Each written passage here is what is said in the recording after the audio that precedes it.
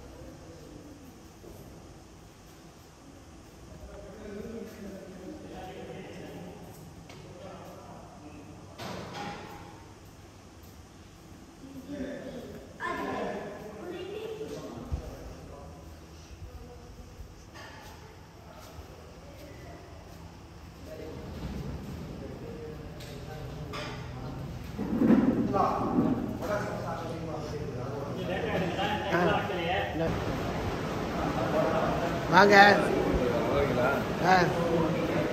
நல்லா இருக்கிறீங்களா?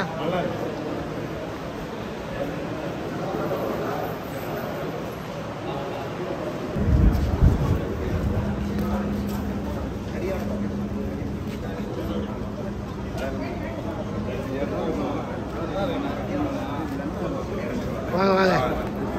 நல்லா இருக்கிறீங்களா? வாங்க. ஓ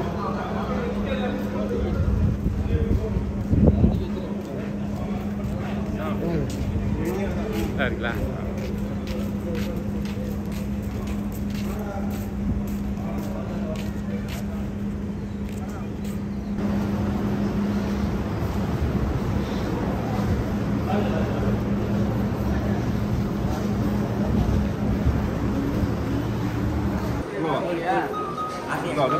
கடைசியில் பசங்க கடைசியில் வாங்க முன்னாடி போயிருங்க. வாங்க சொல்லுறேன்.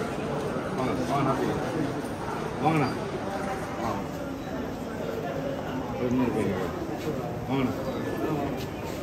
போட்டோ வாங்கண்ணா.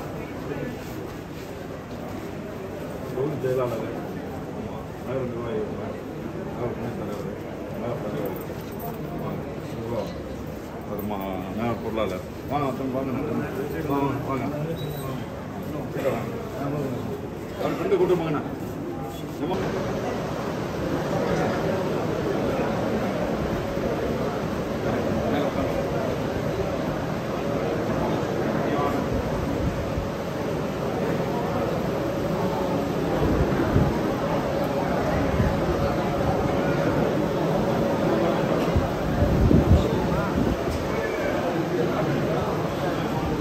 நல்லா தெளிவாடுங்க.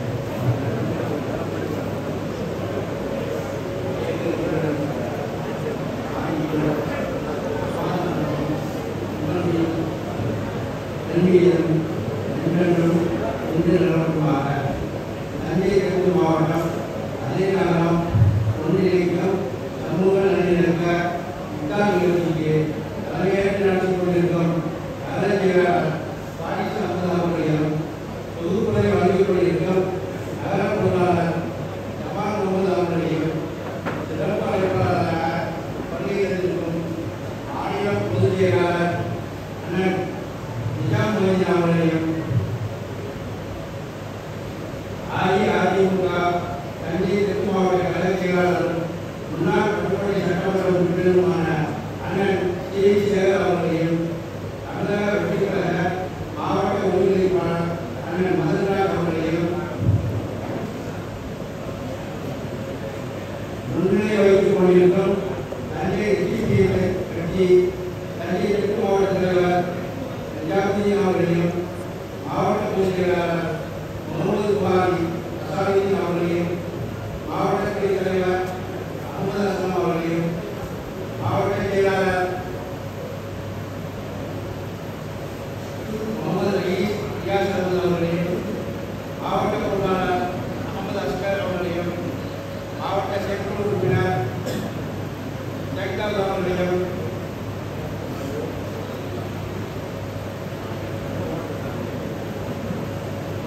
அஇஅதிமுக நகர செயலாளர் அண்ணன் விஜய் அவர்களையும் 13வது சட்டமன்ற உறுப்பினர் ராஜராஜன் அவர்களையும் எஸ்டிபி மாவட்ட தலைவர் முகமது யூசுப் அவர்களையும்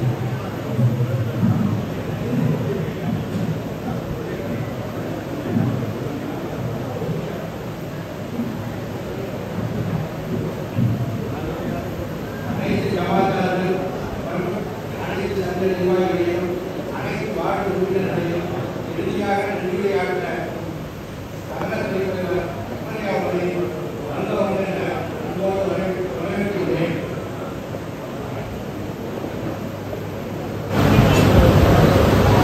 அடுத்தபடியாக வாக்குறுதி வழங்குமாறு அஇஅதிமுக தஞ்சை தெற்கு மாவட்ட செயலாளரும் முன்னாள் சட்டமன்ற உறுப்பினருமான அண்ணன் டி. சேகர் அவர்களை அன்போடு அழைக்கிறேன்.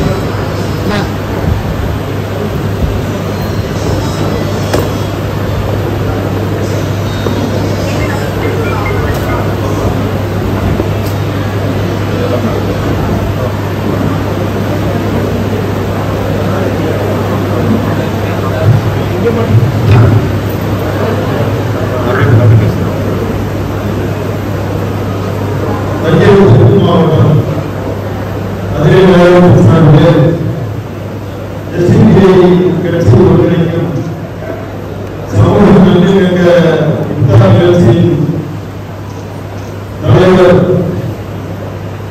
மதுரை நகர கழக செயலாளர் எஸ். பாரிஸ் அஹமது அவர்கள் வந்தவர்களெல்லாம் வரவேற்பு சார்ந்த அகமது இப்ராஹிம் அவர்கள் தொகுப்பு வழங்கிக் கொண்டிருக்கிற ஜமால் முகமது அவர்கள் சிறப்பு அழைப்பாளராக கலந்து கொண்டு இங்கே நமக்கு இஃப்தார் நிகழ்ச்சியில் சிறப்புரையாற்ற இருக்கின்ற மாநில பொதுச் செயலாளர் மரியாதைக்குரிய அன்பு சகோதரர் எம். நிஜாம் முஹைதீன் அவர்கள் உடன் வருகின்ற மரியாதைக்குரிய அதனால் முன்னாள் நகர செயலாளர் நகர்மன்ற துணைத் தலைவர் அன்பு சகோதரர் பிச்சி அவர்கள் முன்னாள் ஒன்றிய கலை செயலாளர் சுப்பிரமணியம் அவர்கள் வயது தெற்குள்ள தாவேக்கா மாவட்ட பொறுப்பாளர் அன்பு தம்பி மதன் அவர்கள் நிகழ்ச்சியில் முன்னிலை வைத்து சிறப்பித்துக் கொண்டிருக்கின்ற மாவட்ட சிபிஐ கட்சியின் தலைவர் நிஜாம் முஹைதீன் அவர்கள் என் முகமது புகாரி அவர்களே அகமது அஸ்லாம் அவர்கள் மற்றும் இங்கே நிறைய பேர் இருப்பதால் சில நேரம் பேச இருக்கிறார்கள். அனைவரையும் நான் முதற்கொண்டு முக்கியமாக இந்த ஜமாத்தார்களுக்கும் வணக்கத்தையும் வாழ்த்து தெரிவித்துக் கொண்டு இந்தியா என்பது உலகிலேயே ஒரு மதச்சார்பற்ற நாடு என்றால் அது மிகையானது. இந்த உலகத்தில் இந்த நாடுகளுக்கான சிறப்பு இந்த இந்திய நாட்டிற்கு உண்டு. எல்லா மதமும் இங்கே சமமாக பார்க்கப்பட வேண்டும், எல்லா இனமும் இங்கே சமமாக மதிக்கப்பட வேண்டும். அதுதான் நமது அரசியல் சாசனம். அந்த வகையில் எங்களுடைய சகோதரராக நீங்கள் இன்றைக்கு இந்த ரமலான் மாதத்திலே நோன்பு இந்துக்களை பரிசுத்தப்படுத்தி உங்களுடைய எண்ணங்கள் ஈடேறி நீங்கள் எல்லா உலகம் நலமும் பெற்று வாழ்க்கையிலே அன்றாடம் வாழ வேண்டும், வாழ்க்கை வாழ்க்கையில் உயர்வெடுத்து அன்போடு வாழ்த்தி அனைவருக்கும் நல்வாழ்த்துக்களை தெரிவித்து வாய்ப்பு நன்றி கொண்டிருக்கிறேன். நன்றி வணக்கம்.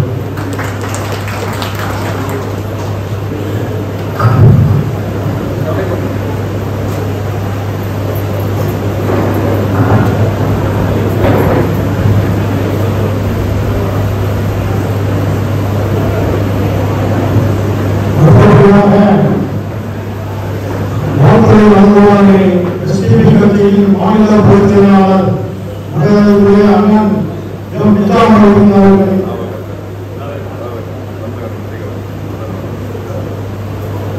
அடுத்ததாக தாவக தலைவர் அண்ணன் அவர்களை வாழ்த்து வருமாறு அன்புடன் அழைக்கிறேன்.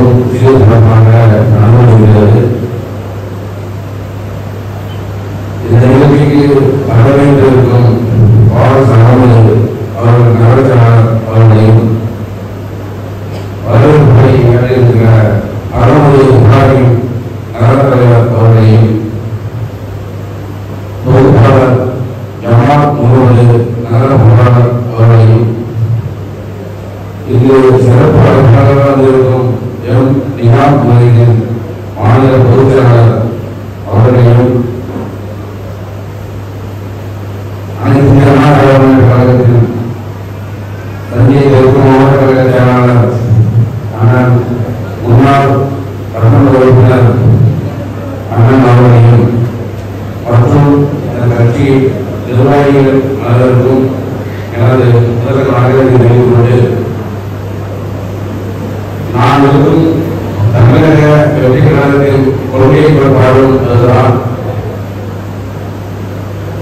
பிறப்பால் அனைவரும் சமம் என்ற கொள்கை புறப்பாடுதான் எங்களது இலக்கம். பிறந்த இடம், பிறப்பால், மொழியால், இனத்தால் எந்த வேறுபாடில்லை அப்படின்னா இவரோட புரிந்துள்ள கொள்கையும் மத நம்பிக்கையும் சமூக புறப்பாடும் தான் நாங்கள் கட்சியை நடந்திருக்கோம். என்னை அழைப்பதற்கும் தமிழக வெற்றியாளர்கள் சார்பாக நன்றி தெரிவிப்பது அனைவருக்கும் இனிய ரமணான் நலன்களையும் பெருகொண்டு பெறுகிறேன். நன்றி வணக்கம்.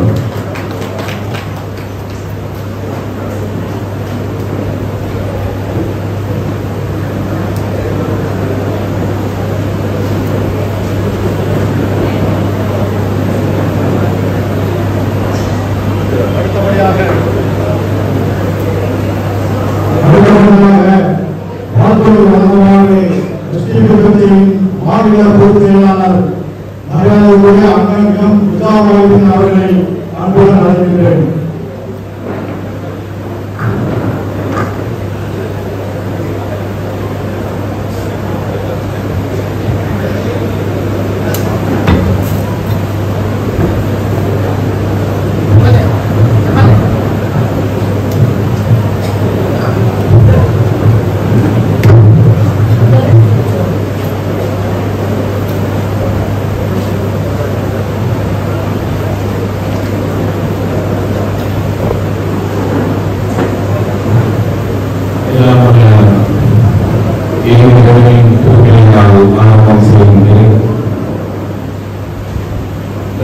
தெற்கு மாவட்டம் அதிராப்பட்டினம் தலைவரின் சார்பாக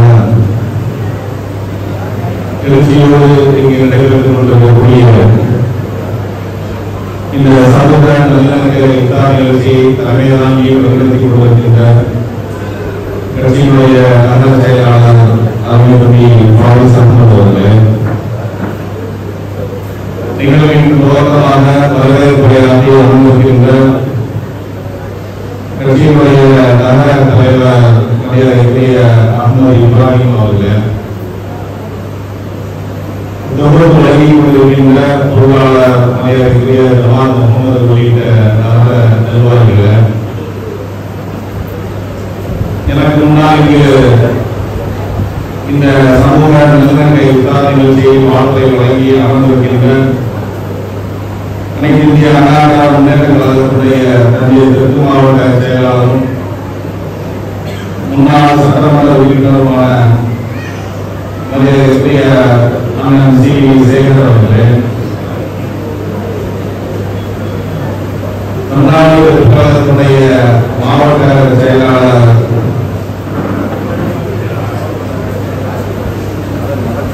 மரியாதைக்குரிய மதன் அவர்களே, இந்நிகழ்விலே முன்னிலை வைத்து சிறப்பித்துக் கொண்டிருக்கின்ற கட்சியினுடைய மாவட்ட செயற்குழு உறுப்பினர்களே, நகர நிர்வாகிகளே, எஸ்டிபி கட்சியினுடைய அழைப்பதை ஏற்று இங்கு வருகை தந்து சிறப்பித்துக் கொண்டிருக்கின்ற பல்வேறு அரசியல் கட்சிகளுடைய முன்னணி தலைவர்களே, கணியத்துக்குரிய ஜமாத்துடைய நிர்வாகிகளே, சகோதரர்களே, சகோதரிகளே, பெரியவர்களே, இந்த எஸ்டிபி கட்சியினுடைய செயல்வீரர்களே, அந்த ஏகனுடைய சாந்தியும் சமாதானமும் எண்ணங்களுக்கு நிலவட்டும் என்ற பிரார்த்தனையோடு எனது உரையை ஆரம்பம் செய்கின்றேன். உங்களுடைய சகோதரர்களே, பெரியவர்களே, சகோதரிகளே, எஸ்டிபி கட்சி இங்கு நடத்தி கொண்டிருக்கக்கூடிய இந்த நிகழ்வு சமூக நல்லிணக்க இஃப்தார் நிகழ்வாக இங்கே நாம் இதை ஒருங்கிணைத்துள்ளோம்.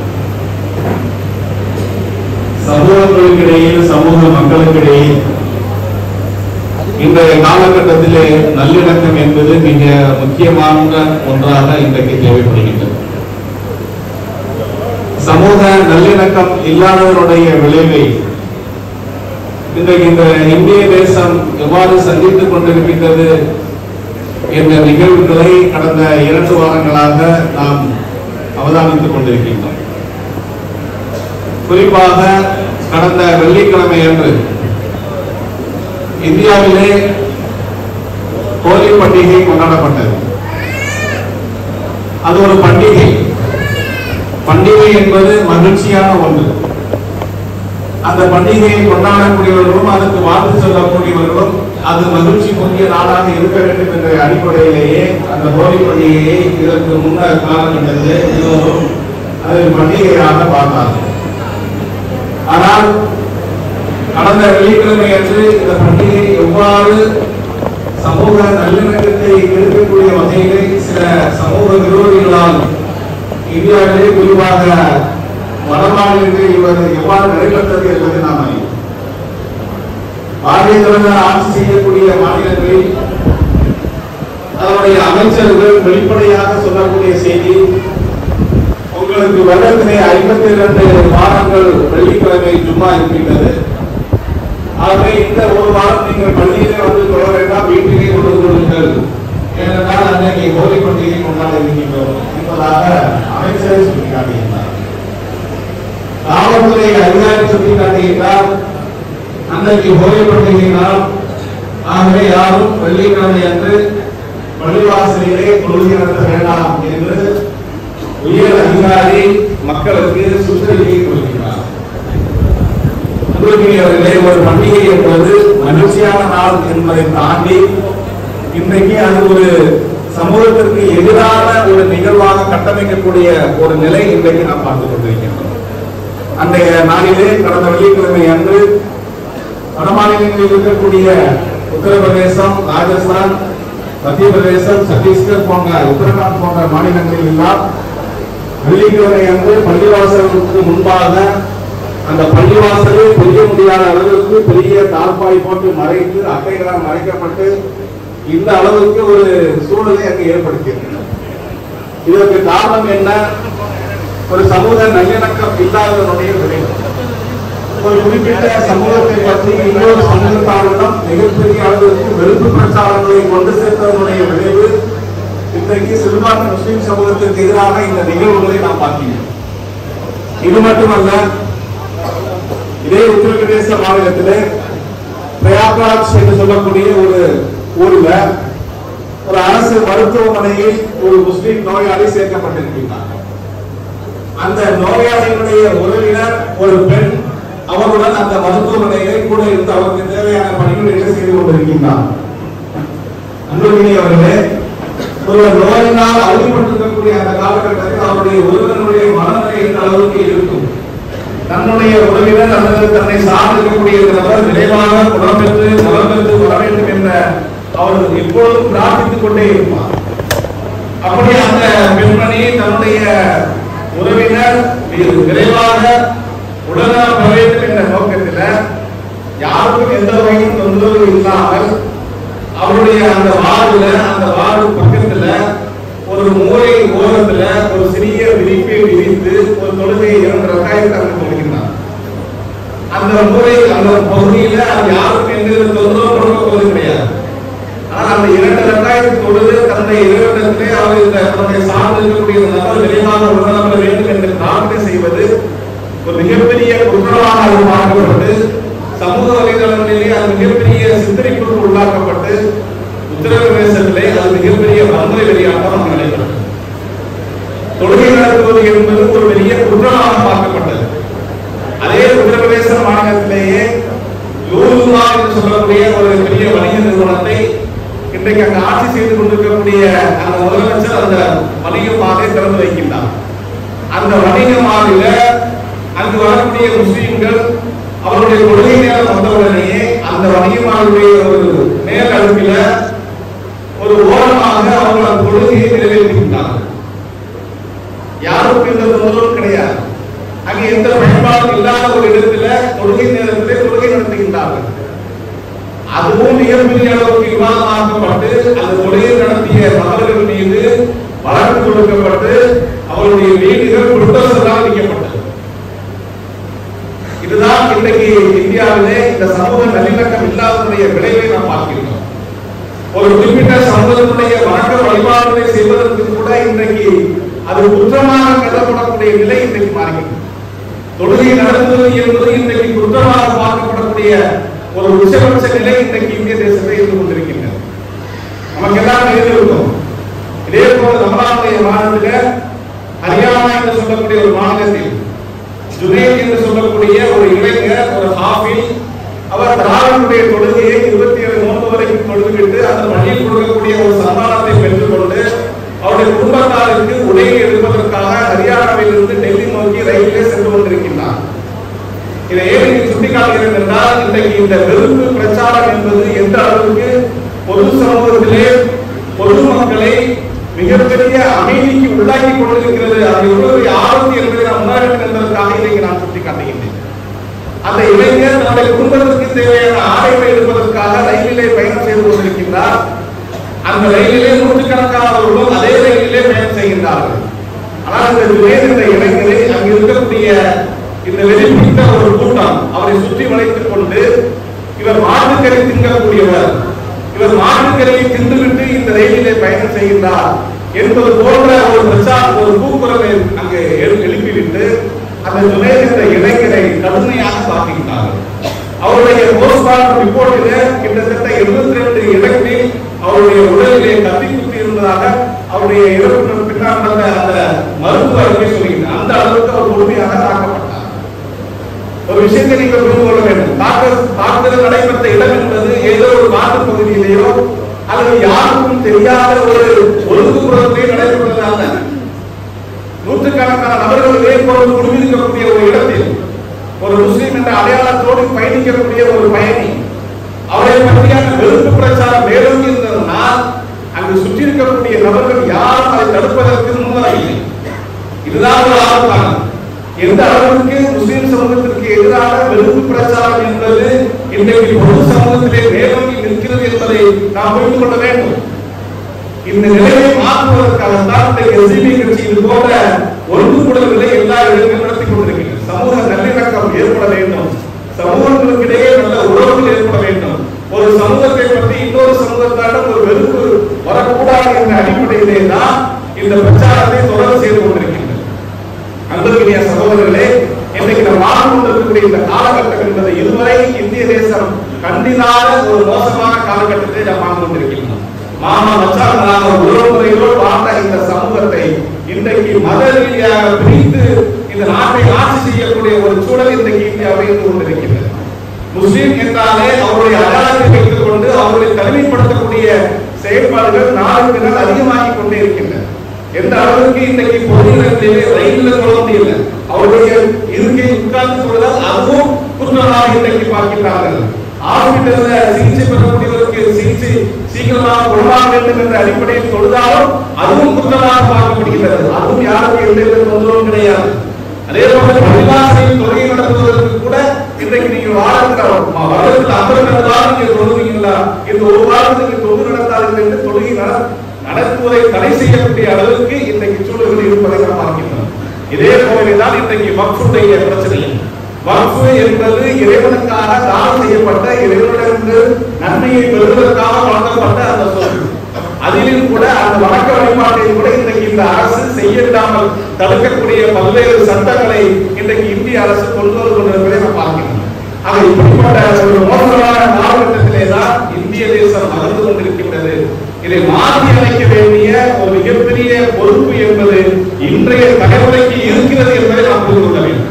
இதை நாம் அப்படியே எளிதாக கடந்து செல்ல முடியாது.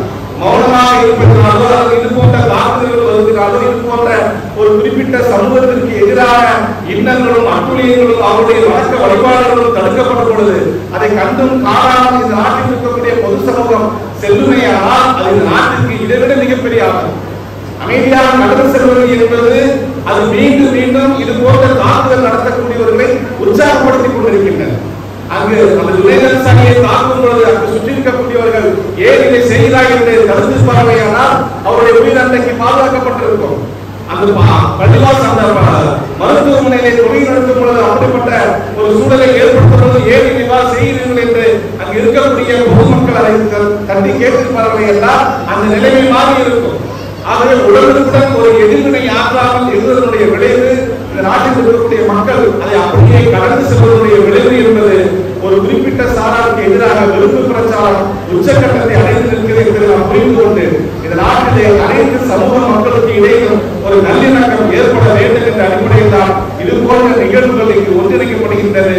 நம் தேசம் பாதுகாக்கப்பட வேண்டும், நம்முடைய நாடு பாதுகாக்கப்பட வேண்டும், நம்முடைய ஊர் பாதுகாக்கப்பட வேண்டும் என்றால் ஒருவருக்கு ஒருவர் அந்நியமாக உறவுமுறைகளோடு நாம் வாழ்ந்து செல்லக்கூடிய அந்த காலகட்டத்தை உருவாக்க வேண்டிய பொறுப்பும் கடமையும் நமக்கு இருக்கிறது என்ற செய்தியை இந்த எல்லாருடைய இந்த நிகழ்வில் சொல்வதன் மூலமாக நாம் அதை மாற்றி காப்போம் என்ற உறுதியோடு இந்த நிகழ்வை நாம் முன்னெடுப்போம். எல்லாரும் இறைவன் அதற்கு விரைவிருக்க வேண்டும் என்று கேட்டுக்கொண்டு இஃப்தாருடைய நேரம் ஆகியதுதான் என்னுடைய உரையை நிறைவு செய்கின்றேன். நன்றி.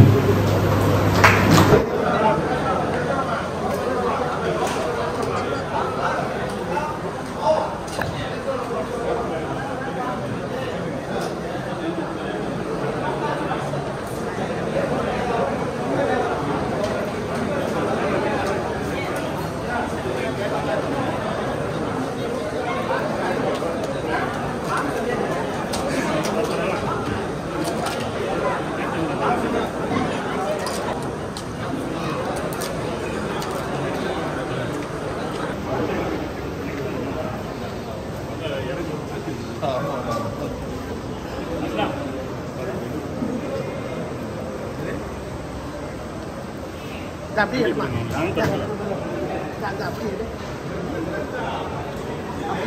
அப்படியே எடுக்க சொல்லுங்க. அங்கே அங்கே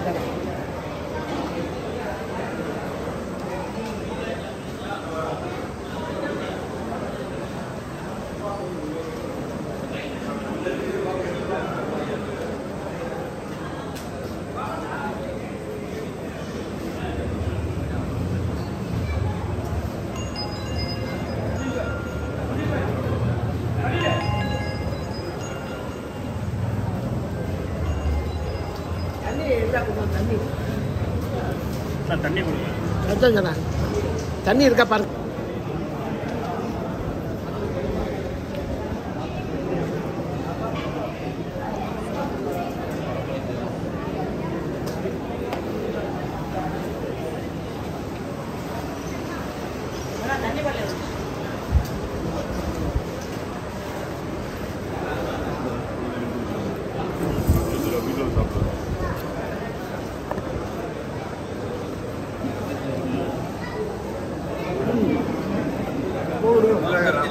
வந்துக்கிற மாட்டாங்க.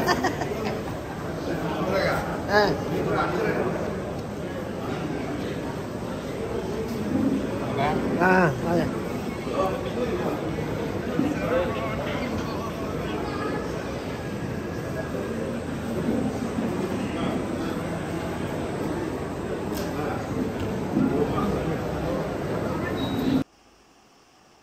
Subscribe to Creativity channel, do like, share, comment and click the notification bell so that you would be notified every time we post a new video.